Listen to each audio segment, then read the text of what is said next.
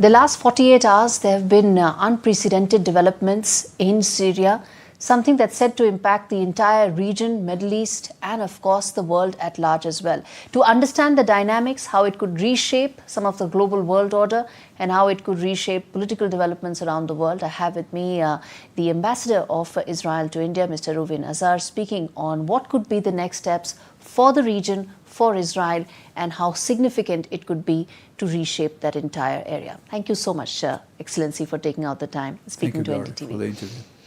My first question to you, as we talk about the unprecedented developments in Syria, is that, of course, Israel is not a stakeholder in what all happened, but it gets impacted because it's an important development that has taken place. Talk to us about how Israel is seeing how these changes have taken place in Syria and how they're set to reshape that entire region.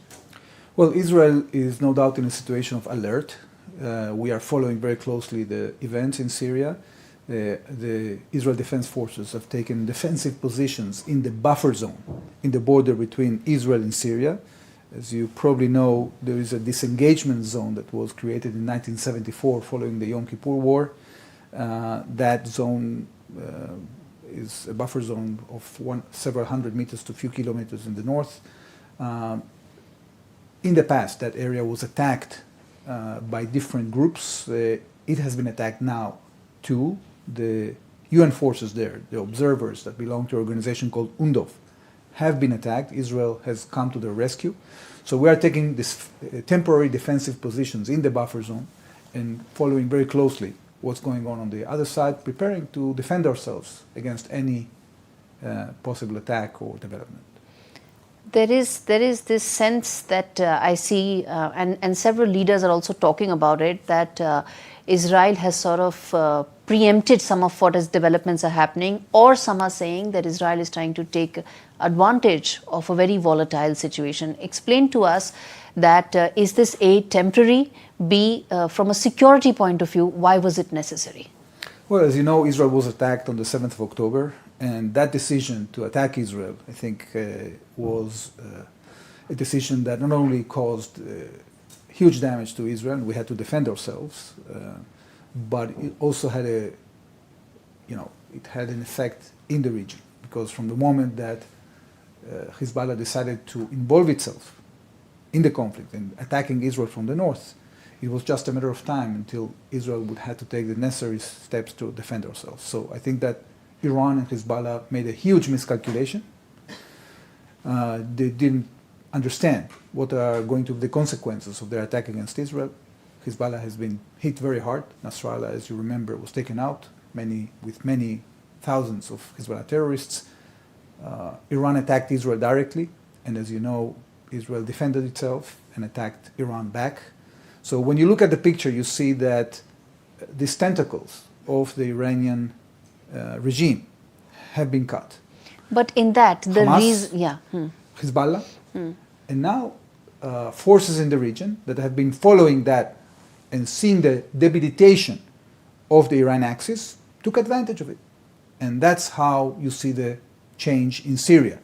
Israel is not involved in the Syrian conflict. We are not intending to involve ourselves in Syrian politics. And that's a matter that the Syrian people will have to sort out itself. But the fact that the Israeli forces entered the buffer zone, I was asking about that is it temporary? What was the rationale for it? Because that is something that a lot of people are asking, that was it needed at this moment? Right. It is temporary, and it was needed. It was needed because, as you remember, and maybe your audience doesn't remember, that back in 2010, when the civil war in Syria started, we had a situation in which ISIS-related groups and other groups entered into the buffer zone and used that buffer zone in order to entrench themselves, fight against the Assad regime, and also, from time to time, attack Israel. So we had to take care of that. Okay? It took us a lot of effort to clean the buffer zone from these elements that were using the border with Israel as a shield from the bombardments of the Assad regime towards them. And some of these missiles fell in Israeli territory. So now we had to make sure that this buffer zone is not utilized again as an entrenchment for rogue terrorist elements. Do you anticipate that, given the fact that though, yes, there's been a regime change, Assad government has fallen, but those who are now set to take power are also offshoots of Al-Qaeda. They're also, have extreme Islamist ideology. They may have disowned some of the Al-Qaeda thought, but are unlikely to be completely of a different thought process there. Do you anticipate rogue elements? You're right that there are many rogue elements in the Middle East. There are many radicals. Some of them are Shiite radicals. Some of them are Sunni radicals in Syria as well. So we are learning from the past. We saw in the past that we were attacked by such rogue elements. We don't want that to repeat itself. We don't know what is going to happen in Syria, who is going to take control, how long this is going to take until they take effective control, what will be their approach towards Israel. Yes. So naturally, we are in a defensive position without interfering in Syrian politics, but alert to the scenario that we will be attacked. Fine. That is a defense and a national security point of view. Israel is not involved in the Syrian politics. It is, of course, going to be impacted like the other people as well in the region. But what about Iran? The developments in Syria are having or set to have a major impact on Iran as well. That impacts Israel directly, doesn't it? Well, as I said, Iran did a huge miscalculation. It is now exposed, not only by the fact that their tentacles, 3 of them, were cut now, okay, but also by the fact that we have proven that they are not immune, that if they attack Israel, they will be attacked. So in our counterattack, we removed their air defenses, we hit their missile and drone factories, and we even hit an element of their nuclear program. So if they decide to continue the escalation against Israel, of course Israel will remain the right to defend itself. Do you think that this will weaken Hezbollah significantly, because Iran may not be able to rearm Hezbollah that much, and that will have a direct impact on Israel's security and strategic calculations? Yeah, look, there are different geopolitical changes that are going to happen as a result of what we did to remove Hamas and Hezbollah and what is going now in Syria. We don't know yet all the implications, but you can see very clearly at this point that, first of all, these tentacles are removed.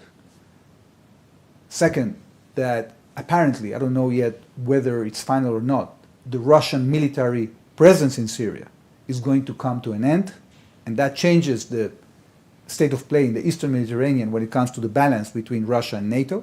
Okay, and the third thing is that Turkey and to a certain extent Qatar, that are supporting these rebels, are going to feel encouraged to try to shape the future of Syria, maybe other Arab states, we don't know yet. So we have to contemplate that. Israel is present in the region. I think Israel made it very clear that we will not agree to be attacked by anybody, and those who decided to attack us have paid a huge price. So this is going to influence also not only what is happening in Syria, but what is the power play in Lebanon as well. We don't know how. At this point, as you know, we are positioned on the other side, on the Lebanese side, on the border. We are trying to implement the ceasefire that we have with the government of Lebanon. We are not going to allow Hezbollah to go back to the border with Israel. So there as well, we're taking positions, waiting to see what is going to happen. But I think that by now, it is very clear to different players in the region, including these terrorist organizations, that Israel is very resolute to defend itself. And I hope that they don't decide to attack. Several questions come in from that, and I'm going to take them one by one. But first, the reason why I asked Iran is the fact that Beirut to Damascus has been a very important corridor for Iran in the past as well, and that has been important for Hezbollah as well.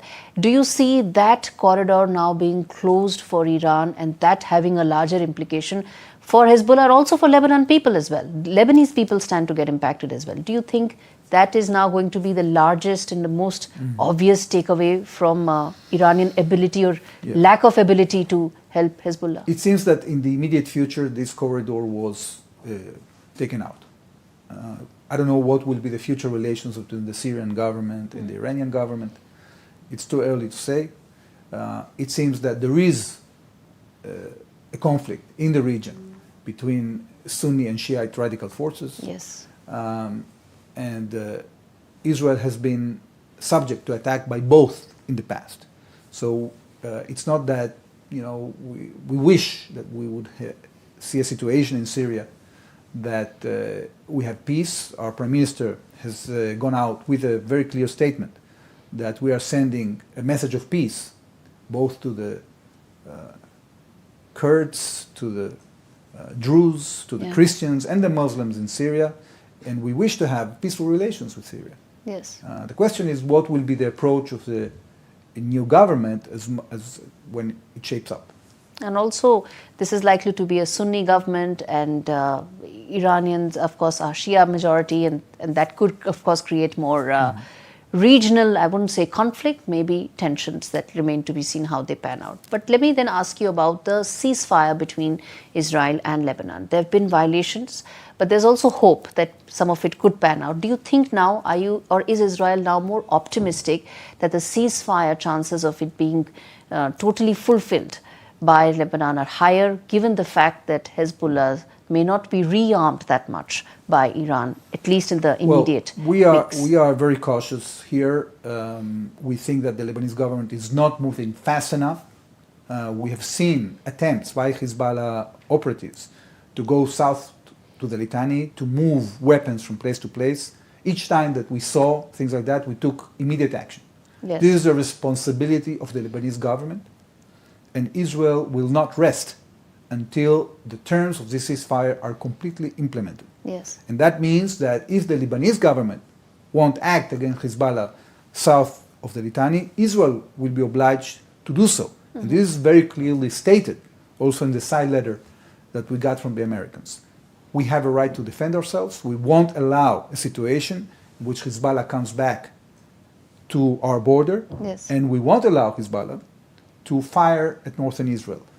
If you remember, the aim that the cabinet has clearly defined is that we must allow our citizens, the citizens that were uprooted from the border area villages, about 60,000 of them, to return safely to their homes. Mm.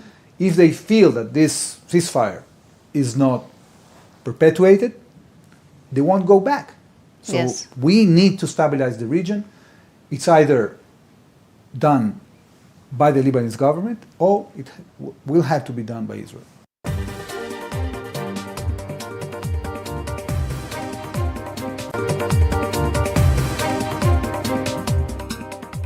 Are you now, or is Israel now more hopeful that ceasefire violations by Hezbollah will be less, given the complexities right now? Well, yeah, it's clear that Hezbollah has been debilitated, and in this situation, we'll have to recalibrate how brazen it wants to be when it comes to provocations against Israel. We certainly hope that the new situation will be more favorable to stability. And that's what we are thriving for. There are some reports, or there are some analysts who expect that given the very dramatic changes that have taken place from Iran's political point of view as well in the region, and the power imbalance that has suddenly taken place for it, it may probably now pursue the nuclear program with a new zeal to be able to arrest some of the power imbalance that has taken place in the last 48 hours against it. How does Israel respond to that? Well, as you probably know, the Prime Minister of Israel has declared very clearly that Israel will not allow Iran to arm itself with a nuclear weapon. And we are resolute to follow that decision. We have the tools of doing that, and if you have seen in the past, we have shown that Iran is vulnerable and is exposed. So I think that it's about time that the Iranian regime understands that they should change their approach towards Israel. And if they pursue such a path, it will be very dangerous for the regime. And the reason why I asked you this is because there is a power vacuum in Syria, and there is also a regional competition between Turkey and Iran. So in the backdrop of that, these changes that have taken place in the geopolitical scenario in the last couple of days are going to have major impact and they will decide decision making, both for Turkey, both for Iran and several other players. In your assessment, where do you see this power vacuum leading up to over the course of next couple of weeks, couple of months? Because longer than that, I think it's impossible to predict right now. Well, we have a saying in Jewish tradition that prophecy, since the end of the era of prophecy is only given to the fools. So I'm not going to be prophetic. I don't know what will happen in Syria. I don't know what will be the next moves of Turkey or Iran. But there must have been some internal assessments, right? Well, there are people that are trying to assess the situation. At the end of the day, in such a degree of volatility, you cannot know what will happen. I think that the fact that Turkey is a NATO member, yes, although not always it has been behaving like a NATO member, but the fact that it's a NATO member, I think it works in favor of NATO. I think that the fact that Iran is no longer present in the scope it was present in Syria or in Lebanon is something that is favorable for Israel. But again, we have to be alert. We don't know what will be the attitude of the forces that are taking over in Syria. We wish for peace. We want to stabilize the region. And we hope that the Syrian people will concentrate in rebuilding their country instead of using violence against Israel. Last two questions I want to ask you. One is that will this now lead to a push towards getting the war over? There is, of course, Hezbollah. With Hezbollah, there is a ceasefire, but with Hamas, the war continues. Do you think these changed conditions will be ripe for ending the war with Hamas as well? Do you see that? We certainly hope so. We think that there is pressure being put on Hamas. The fact that their main patron, Iran, has received those blows, I think, might get them to rethink their position. We are not going to compromise on getting back all our hostages, and we are not going to allow Hamas to rearm and regroup in the Gaza Strip. So it's a tough situation, because what Hamas wants from us is to use the hostages card in order to create a situation in which they can gain back control over the entire Gaza Strip, rearm, regroup, and attack Israel. We won't allow that. So we have to be patient. We have to work with our allies and friends. We have to continue putting pressure on Hamas until they are no longer the leading force in the Gaza Strip and until they completely release all our hostages.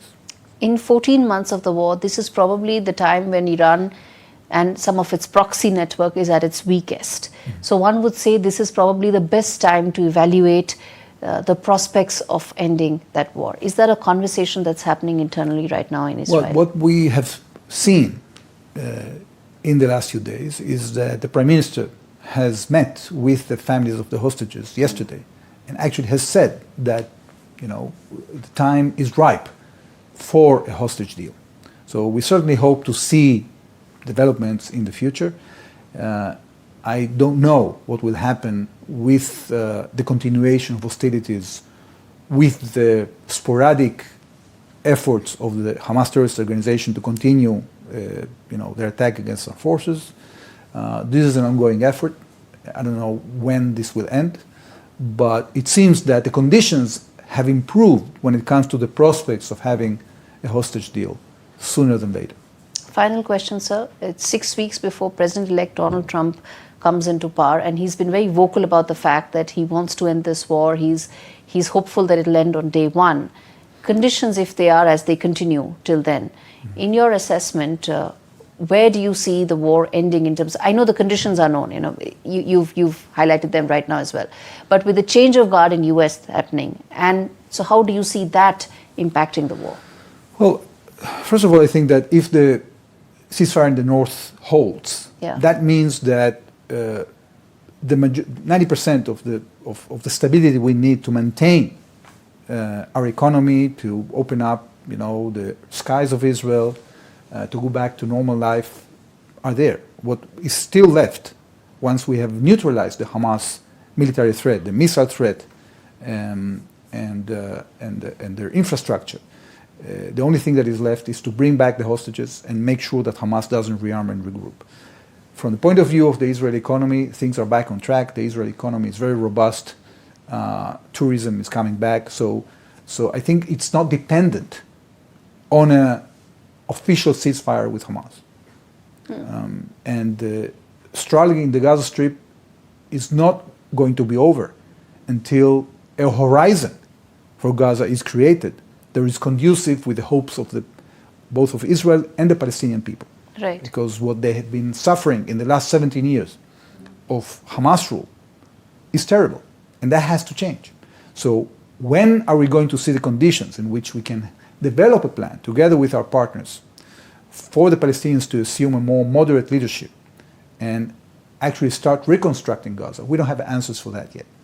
But the power dynamics have changed right now. Absolutely. Some of those who are very strong are not so strong right now. Yes. In the last couple of days. And do you think that makes the conditions right? Because it's not just about US, it's also about the region and some of the regional leaders. Look, I think no doubt it improved the prospects.